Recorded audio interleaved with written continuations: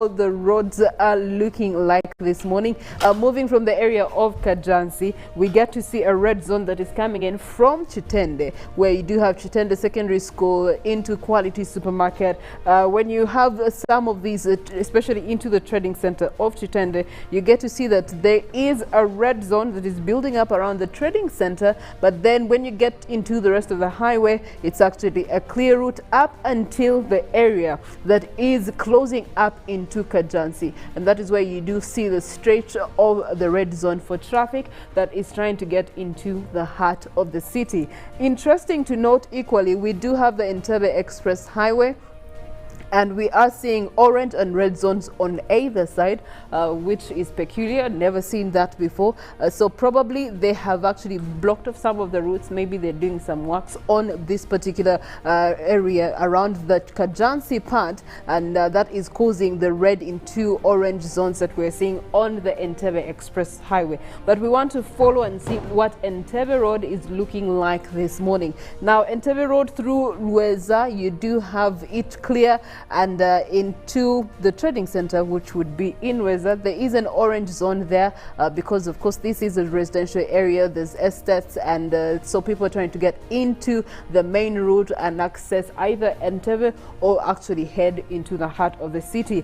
Away from Rweza, the other place that usually has a lot of jam or jam constraints is the Fresh Cuts area. When you are getting from Kampala trying to get into Seguku Katale, or you're coming in from Rweza and you're trying to access Kampala or Seguku. Now, this particular junction here will always also have some jam. But interesting to note, there's actually no jam coming in from Katale, which has become a heavily, densely populated area because of the so many estates that are coming through there. Everyone is now moving to build and construct and set up home here, and that usually speaks into the red zones that we experience here. But this Wednesday morning, surprising to see that there's actually no jam with that interception route of Katale. Now, getting into the rest of Seguku, you get to see that it's actually also a clear route this morning. Past Total Seguku, it's actually also a clear route. Now, from Seguku, you then head into Lubowa, where you have the Lubowa police post. Also, the next other place where would cause traffic jam for the rest of Entebbe Road would be the junction here, where you do have Lubowa getting into Roofings, or what would be upper hill of Lubowa Hill. Now, getting into Roofings, or what would be upper hill of Lubowa Hill. Now, this also does have just an orange line on both sides for traffic. The route actually leads you into Ndeje, and that would also be bringing in traffic from Ndeje because it's area in terms of settlement, but it has no interaction with the traffic that we're seeing in Namasuba Trading Center. Of course, the orange zones are only showing you because it's an open route and it's a U-turn place where you do have any of the traffic trying to connect back and forth. That is why you would have cars slowing down to give space for those that are trying to make their U-turns in either direction. So Wednesday morning seems to be a clear morning on Entebbe Road generally. Past Freedom City into Nyonyintono, you don't have any jam that is building up until you get to Nyonyintono. Masanyalaze zone is where you do have some orange lines building up on either side of the route, but again, that is nothing for you to fret about. Now, this leads us on to the area that now gets us into Chibuye. When you look at Chibuye now, the red zones are starting to build up, and we're getting to see that traffic slowly becoming a red zone, and this red zone then gets to interact with the Chibuye roundabout. Now, for Chibuye roundabout, looking at the traffic that is coming in from Mobutu Road, you do have that being a long straight. Mobutu Road is also currently under construction, and because it's under construction, some of these potholes actually will slow down jam, coupled with the fact that Machindia is also a heavily settlement area. People are trying to get into the heart of the city, most especially commuter taxis, and that explains the red zone that we are seeing on Mobutu Road. Mobutu Road does come and has a cross section with Namasole Road, which is also having some construction being done on it. Drainage is what they're Namasole Road, which is also having some construction being done on it. Drainage is what they're focusing on for this construction, and that is also going to be affecting the flow of dump. Now, these two roads also do bring in a cross section onto Salama Route, and you do have an orange zone that is building up from Salama Route onto Mobutu Road, meaning that people from Salama are trying to avoid the traffic, or most especially when you're using Salama Road and it ends up on Entebbe Road. It's a one-way. That means you have to continue to Entebbe Road. However, the alternative is that you have to use Salama Road, get onto Mobutu Road in Machindye, and then get to the Chibuye roundabout, which explains this orange zone that we are seeing here. But the fuel prices for this morning, you have your petrol at 3,990 or 80 shillings, depending on how close you are to the city. And then you do have your diesel standing at 3,570 or 60, depending again on how far or near you are to the heart of 570 or 60, depending again on how far or near you are to the heart of the city. Now we get to move on to weather and the climate, where one of the things that I was talking about earlier is the importance of planting trees. The Forest Authority has had a number of campaigns, especially this year, and they've been rooting for forestation. But how does forestation actually feed into what we are looking at as global climate? Good morning to you, Molen. Yes, good morning, Priscilla. How are you? I am fine. It's a good morning. Yes, indeed. So picking up from where you were the conversation we had with you yesterday, yes, you were talking about climate change and how forestation actually plays a big role in the kind of changes that we see in climate in most recent times. In Uganda, we're not doing so badly. However, because of the so much development, especially industrialization, yes, we're seeing some of our forests actually being cut down, given to investors. Yes. What are the repercussions for us? You see, Priscilla, that's the challenge that we have. As Uganda, yes, we do have these forests, but even the small ones that we have, people are cutting it down. And I think it still comes back to the question of the authorities. Are they doing their work? It seems like we are preaching, please don't cut down these trees. But then someone uses a back door and allows someone to actually cut down these trees. And naturally, trees act as sinks to the carbon dioxide, the greenhouse gas that we must be afraid of. So if these trees are not there to trap this gas, then we are looking at more increase in temperatures. So I think, Priscilla, what we need to look at is also the people who are allowing certain industries or even individuals to cut down these trees. How far is Uganda going in terms of that? Do you know a policy that is actually rejecting that and has been implemented? Individuals to cut down these trees. How far is Uganda going in terms of that? Some of these developments, because you just, pay some money, an envelope here and there, an exchange, and whoever has the bigger power will actually influence the decision. But while we can't have control of that today, we still must do something about it today, isn't it right? Yeah, but maybe should we take it upon ourselves and, contact the anti-corruption unit that the president let me tell you, and someone keeps telling me that if you don't have control over it, then you can't do anything about it. But for you and me, the Ugandans but that's today, the challenge. We are the ones facing the temperature increases. So what can you and me do about this? Yes, I think the basic knowledge of what I can do, what you can do, and what every Ugandan should do is look out for these mundane activities. Do not cut down trees, but also plant trees. We need to reforest it. If you can plant 1-2 trees in your compound, in your garden, it is good enough and will help contribute to rebuilding the nature in terms of forest coverage across the country. All right, that's a good solution. I do have a friend called Moses, and in their home They have trees. You can think you've entered Entebbe Botanical Gardens because of the trees and variations that they have in there. So do you plant a tree today? You're definitely saving yourself, but the next generation of Uganda. Now, you did make mention of gases and the emission of gases from the increasing industrialization. Mole, Yes. Mr. President is giving out land day in and day out for industrialization. We can't challenge that because we need that for economic development. However, from these industries, we're going to be having climate change because of the emission of the gases into our atmosphere.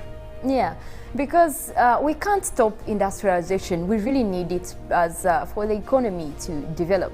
But also, we are talking about sustainability. Are there, because there are sustainable measures that are supposed to be taken up by these industries as they start up to make sure there is reduced carbon dioxide emission, all these gases actually, most especially we talk about greenhouse gases. There has to be measures they take. And I'm thinking, before anyone is setting up an industry, they must have gone through the process of knowing that this is a sustainable way of actually doing it.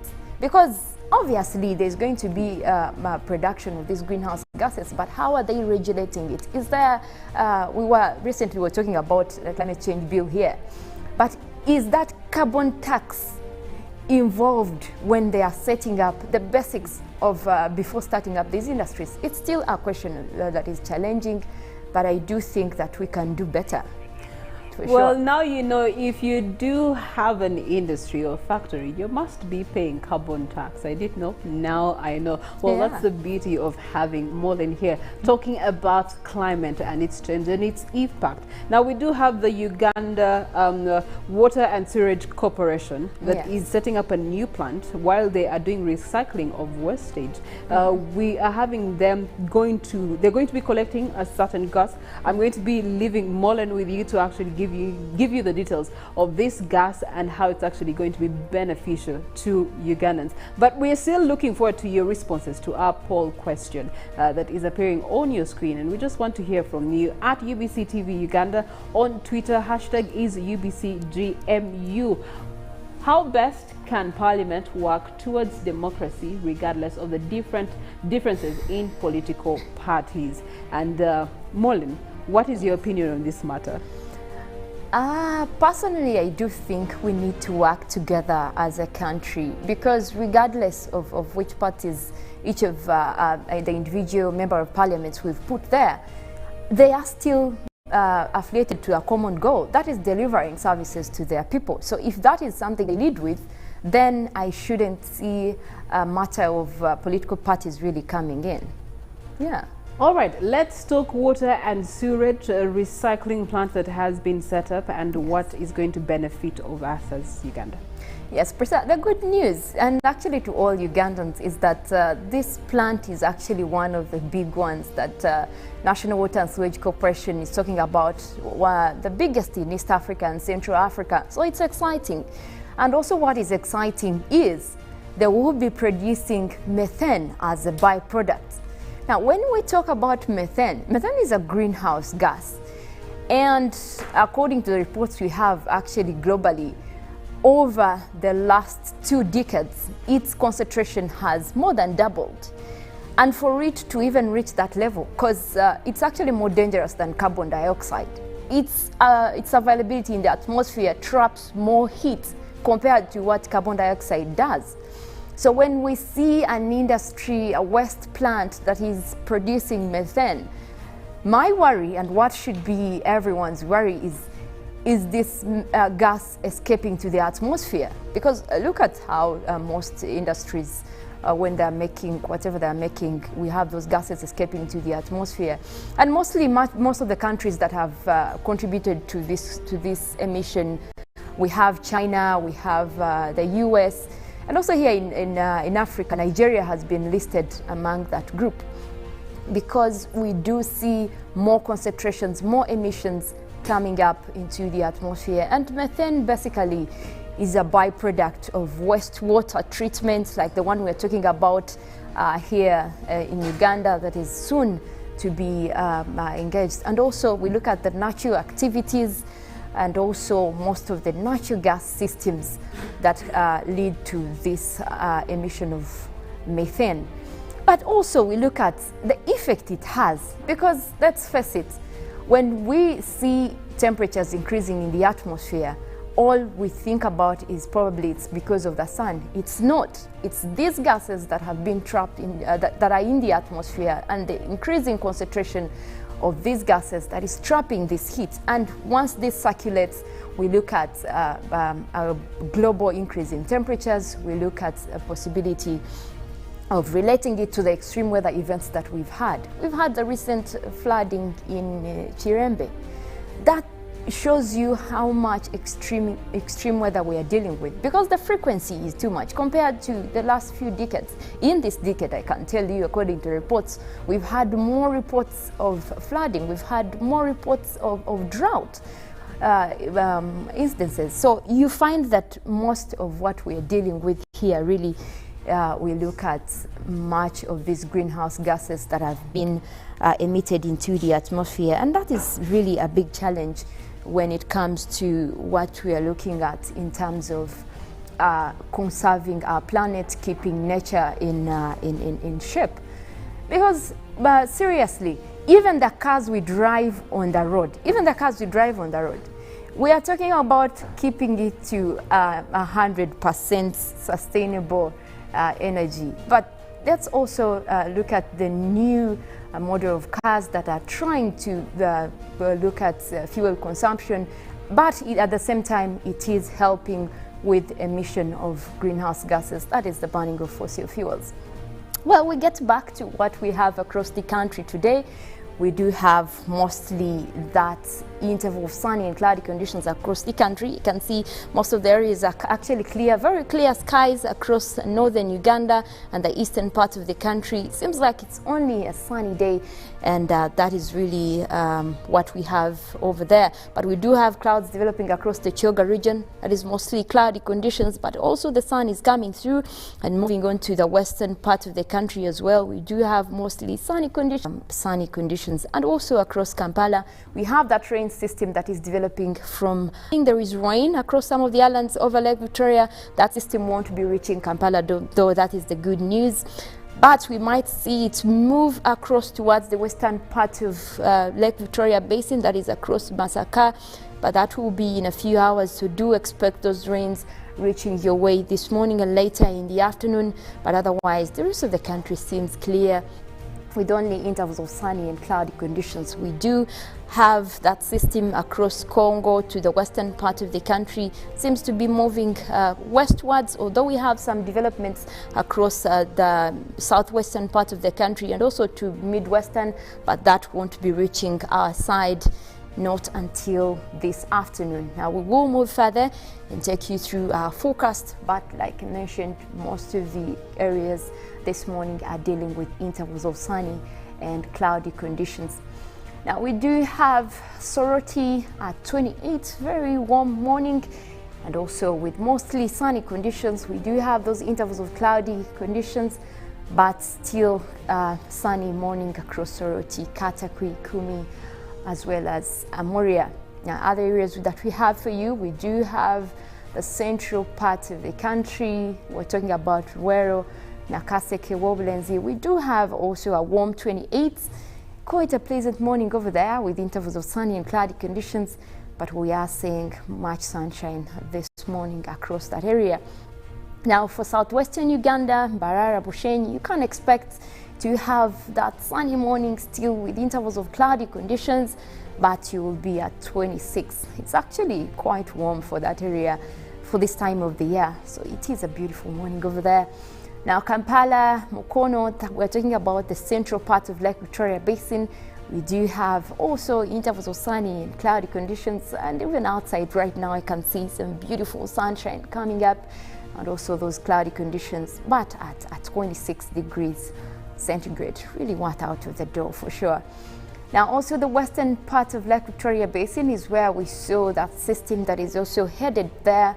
We are forecasting mostly intervals of sunny and cloudy conditions, but that rain will be coming your way as the morning goes by and into the afternoon, but it will be at 25 degrees Celsius, quite chilly over there.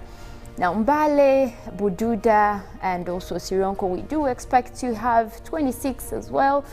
That will be at intervals of sunny and cloudy conditions. We do expect more sunny conditions this morning, but we will see that cloud also passing through and also bringing in more conducive environment across there.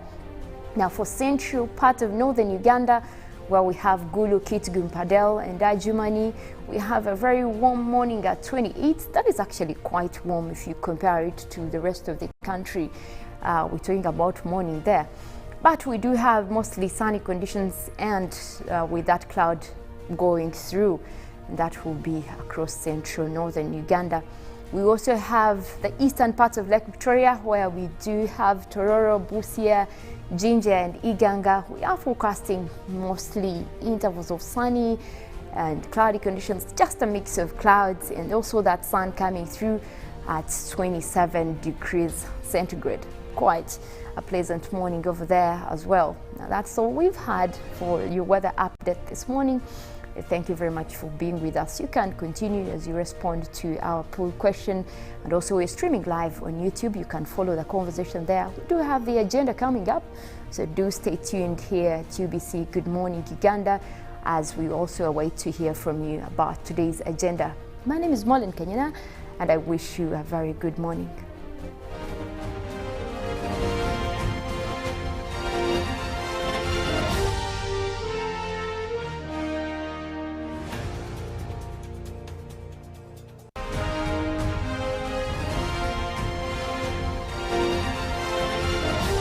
This is Good Morning Uganda.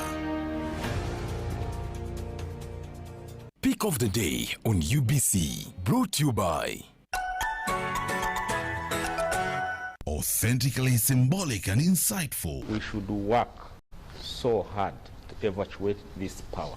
Behind the Headlines, every Wednesday at 10 p.m. with Charles Sodong Top, was brought to you by... We've cut and reduced our MTN Momo withdrawal rates. Now you can withdraw mobile money at the lowest rates. You also get MTN Central Points when you deposit, send and withdraw MTN mobile money. Visit our Momo agents countrywide and withdraw mobile money at our reduced rates. From 1st May to mobile money. Visit our Momo agents everywhere you go. MTN.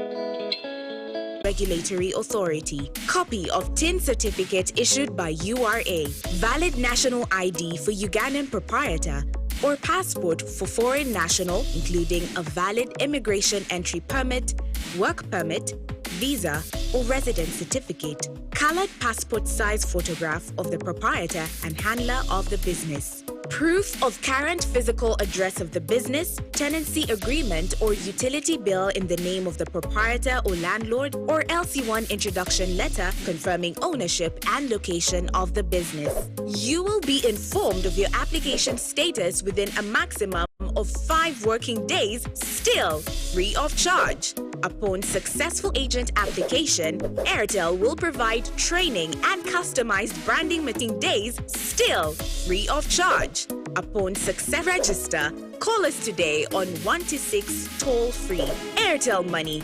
Simple, secure, borderless. Airtel is regulated by Uganda Communications Commission.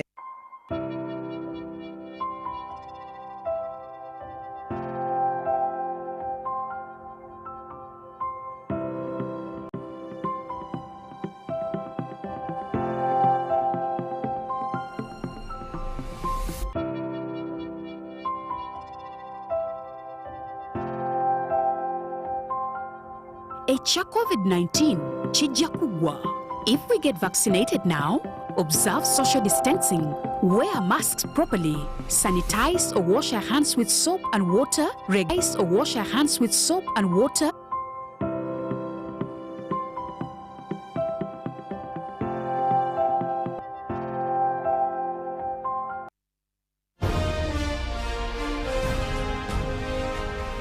Live from UBC Studios in Kampala.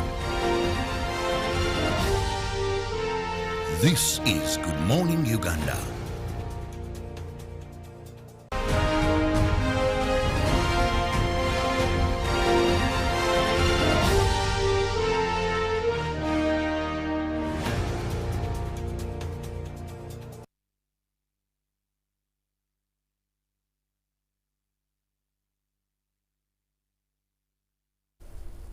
We had the speakership race come to an end, and now Parliament has a speaker, has a deputy speaker. However, the legislative arm of government still has to appoint committee members, but also the leader of opposition are among the few that you can still wait for. However, business commenced, and we saw day one where the speaker took a tour of the August House. Remember, government has the executive, the legislature, and the judiciary.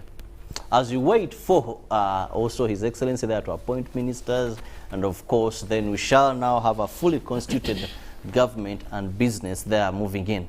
But with me and Felix, we want to look at the fate of the opposition in the 11th Parliament. We've seen a growing opposition in numbers in terms of Parliament. If you remember the previous Parliament, that is the 10th, compared to the 11th Parliament, more comers entered this Parliament. Of course, it's one of the youngest in our history to have members that are really young, but also the largest in our history. We'll begin by taking a look at the composition of this Parliament as we discuss the fate of the opposition in the 11th Parliament.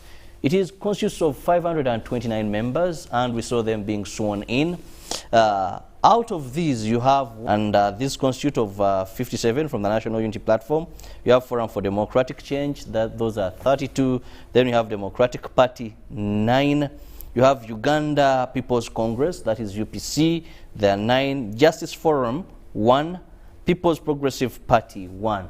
And of course, then others representing, that is the army, the youth, the elder persons, and all that. But independents in total come to 74.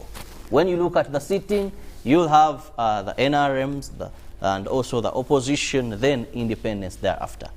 With this composition and with some of the challenges we've looked at, big in number, but also with more numbers, but still cannot defeat the ruling party if there is a key decision and numbers have to come to play.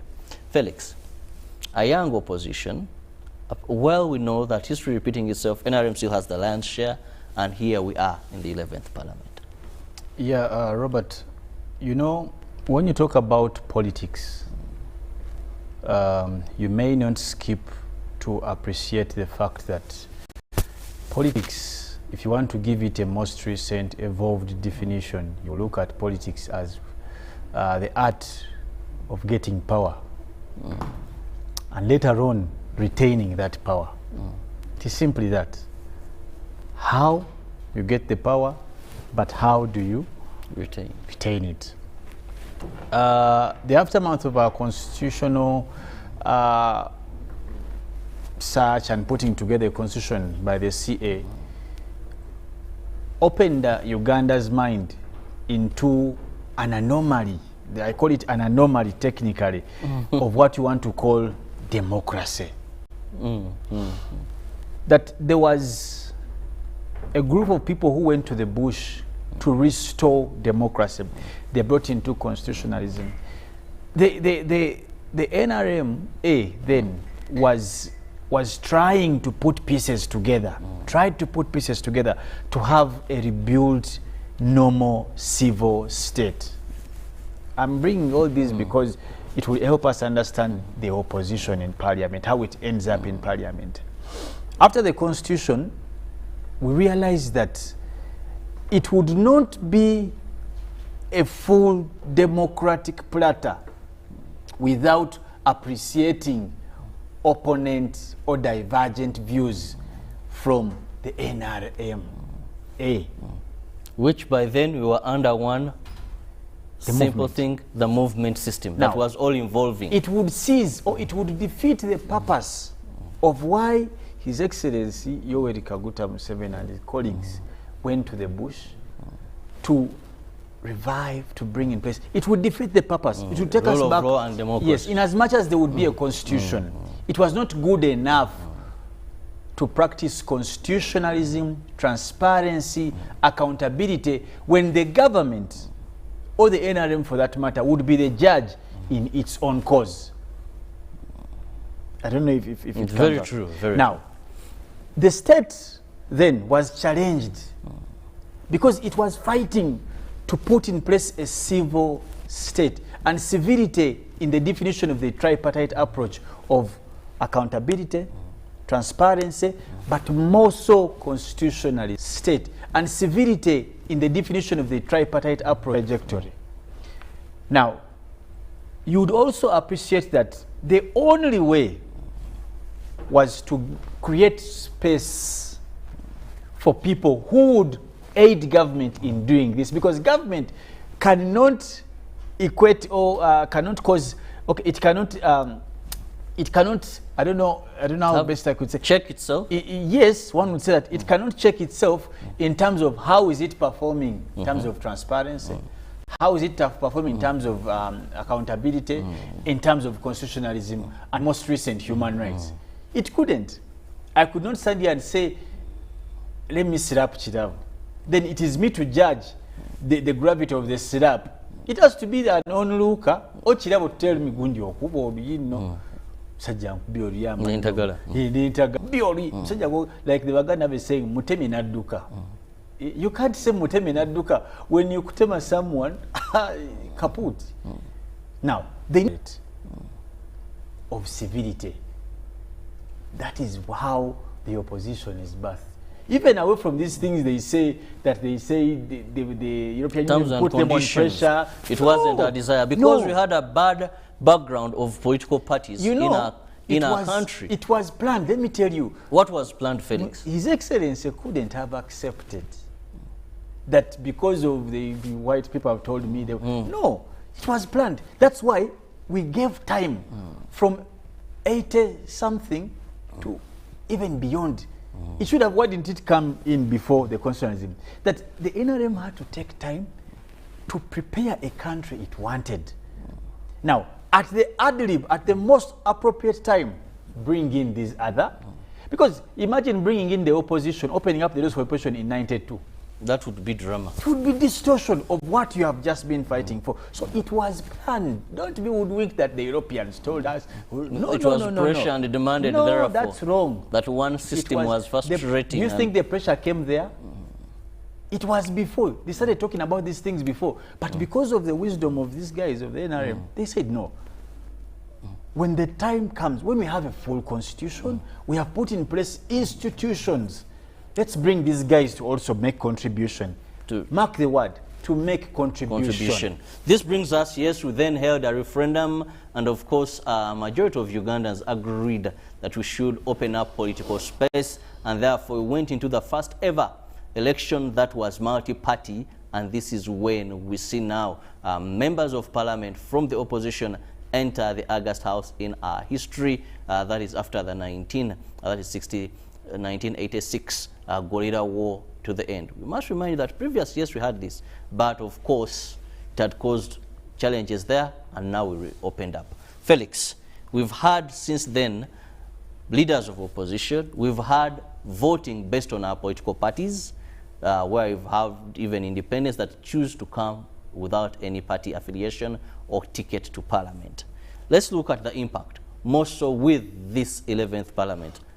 Just Robert, before I come to that, I beg to just take you back on something, because there's some issue that we must appreciate for us to, because, and this is where we miss the point whenever we don't understand the purpose of why these guys are there.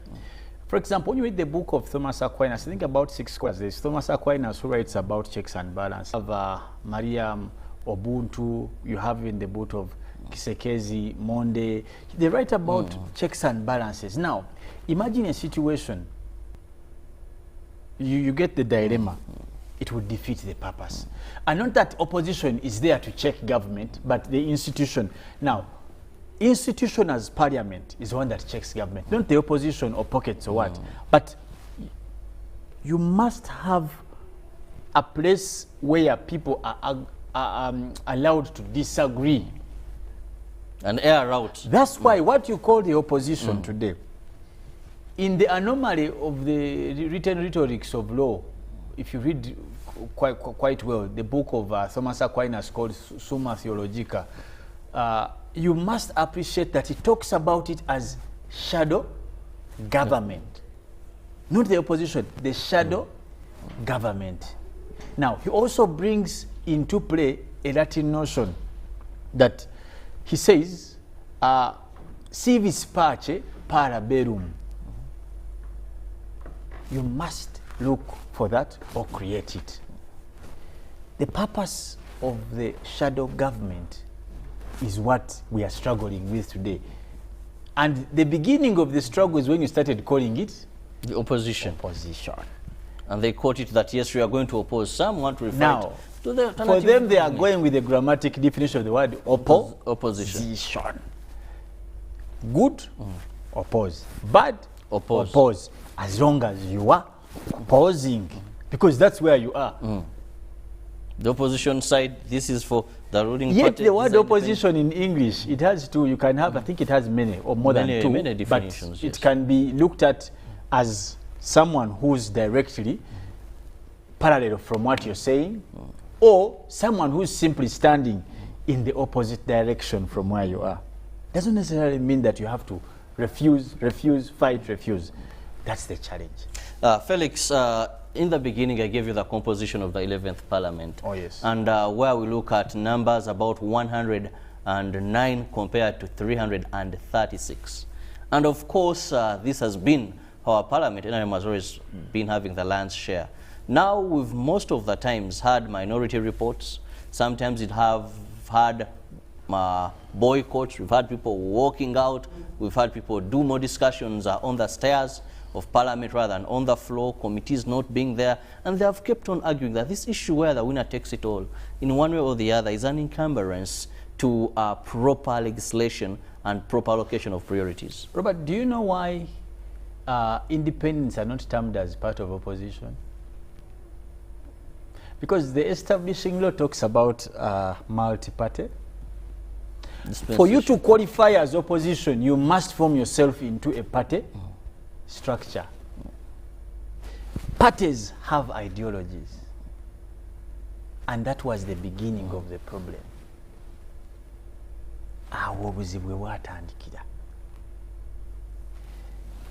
There is, you see, what Wednesday when they were swearing in the speaker, was it, which day? Was it Monday? Monday, if I'm not mistaken.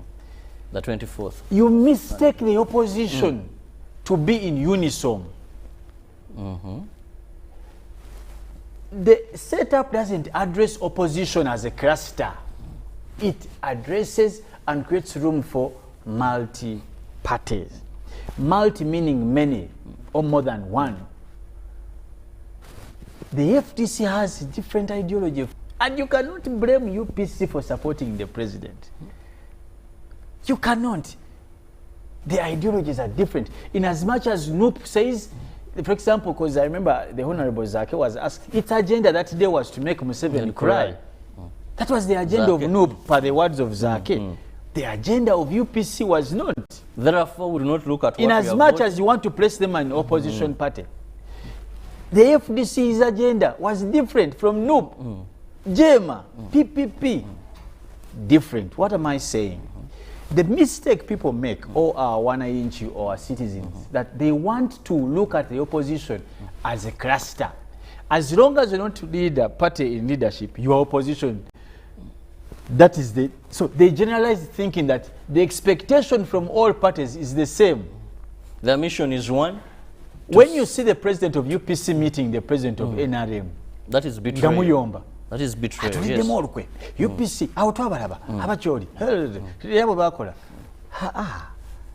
the opposition doesn't have a common agenda.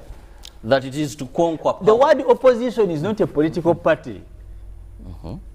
The opposition is just a definition of those governments that are not in leadership at that time.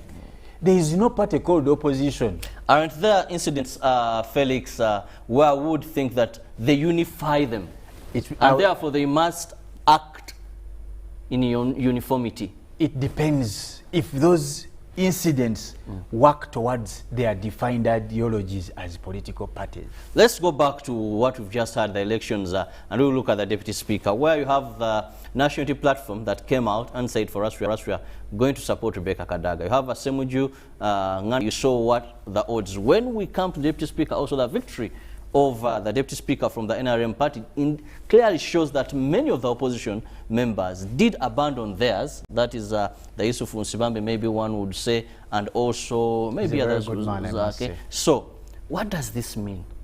You know, it is all written in black, Robert. It brings you back to my explanation. Opposition, I think the first thing we must teach people, or people help them understand, that the word opposition is not a party. There are reasons why Noop said, let us rally behind the Rebecca Kadaga. There are reasons. As a political party. His Excellency, the President, came out and said that we had a position as a party. That we have Olanya and Anite. So I had to dissolve the Kadaga and, is it Muijuke, something like that? Tashovia something. I had to dissolve this team as a chairman. It was his duty. As at the helm of the party. Now, it was the duty of Noop also to have a stand for the purposes of its ideology. What is the ideology of Noop? Who is going to look at our agenda? I had my former teacher, the Honorable Sewungu Gonzaga Gonza, continuously saying, me, I am going to vote Kadaga. And he gave his reasons. She gives me platform to speak. She has given opposition platform to speak. And that was a valid reason. That was a valid reason. And for him, he was contented. Now, that wasn't the party position. I don't know if that was the party position for Noop, that the expectation that Kadaga would give them, or that was them. No party came out to, because, and this is normally a good purpose of accountability, that let Noop make a press conference and tell us, we shall be purpose of accountability. Yes. It come out to make a press conference, it come out to declare it, we have a candidate. We have a candidate. Now, the question is, and this is where we fault the likes of the Madam Kadaga and the other people. If you subscribe to a party, and the party has a position, that's why I asked you previously, are independents opposition? By being, where do you fall? Are you opposition? You don't have a clear side, unless those now, that there is nothing they get to Parliament. First, wait, we have those that on they sign a memorandum of understanding to show loyalty, and of course, that is practice. In practice, it's not covered under the law. Yes, under the law. It is simply a matter of practice. Mutual understanding. That for us to be able to have them or to make them feel, let us have this. Let's bend down. But that is not legal. Law, yes. Again, when they are introducing you, they will not introduce you as them in relation to the addendum of the MOU. That no. Parties, the reason why opposition is struggling, now I'm coming to what we saw on that day. The purpose for struggle is because of one, recruitment. We have time and again had discussion about the CCCs of China, the Chama Penduzis. We have had the ANCs. We have talked about this party for the late Bob. Many in the world. You go to Sweden, even in Egypt, the party in the recruitment, cadreship. Cadreship is a word people shy away from, and the reason is simple: because leaders most recent, or parties most recent, have focused on power than structures. The reason why today, actually, let me surprise you. Parties like UPC are still surviving because of structures. There is no reason why UPC should be surviving after more councillors than some of than actually FDC at local government. It is more been through. But do you know that it has more councillors than some of than actually FDC at local government? It is more represented. UPC. At the helm. Don't you think a population should be determining the number of leaders we have? If it's about numbers. Because every day... We'll go to rationalizing. One guy, 40, by the time President came in, we were about 30. Now we are 40-something. We would be arguing that, but forget other presidents. Because, so, You see, numbers are relevant, but the power. I mean, had who? Did he have these things of parliament, money, what? Didn't he lead the country for over 5 years? In a way that wasn't democratic. The question is, did he lead? He did, but was... Those who will come after, he sat in the highest office. Now, the issue of numbers is persuasive. Is persuasive. There are things, for example, the law provides for other ways of passing laws, my friend. How many laws has the president refused to assent to? Have they passed? Doesn't the parliament have numbers? That is persuasive. It is circumstantial. It works in Felix, in the interest of time, briefly, just in a minute or two, what do you see of the 11th Parliament in terms of service delivery, most of the opposition in particular, in this 11th Parliament? There is so much the opposition needs to do, and the evidence is just before us. I believe that the 11th Parliament has given Uganda an opportunity for us to have a different form of legislation. We can only judge Parliament from the kind of laws they make, the kind of work they do in terms of transparency, because remember I told you there are three major things why we got into this whole multi-party. One, constitutionalism, transparency, accountability. We shall judge them by these three. How has Parliament and majorly the opposition been a true balance? And I put that in capital or uppercase. A true balance in terms of appreciating constitutionalism for Ugandans, transparency, and also accountability. That will be the trajectory of judgment. Well said. The 11th Parliament is already set to begin business. And of course, we now wait. That is for committees. They will be formed who will lead which committee. Most of the opposition dominates there. But also, who will be the next leader of the opposition? And that must come from the National Unity Platform, the largest political party in the 11th Parliament. We'll judge them in terms of the laws they have passed, how they have promoted accountability, transparency, and upheld our constitution. When we return, we'll have Ruben take you through sports updates. Thank you so much for keeping it on UBC TV, but please keep following us on our various social media platforms. And in case you missed the show, you can still catch up on YouTube with us and our platforms. We really appreciate all the views, all the comments that you put there that are aimed towards national building. Good morning. Let's leave you with Ruben after this break.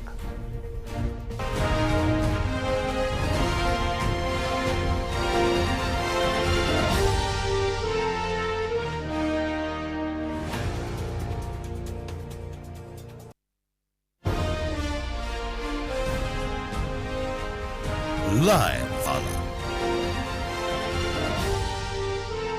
This is Good Morning Uganda.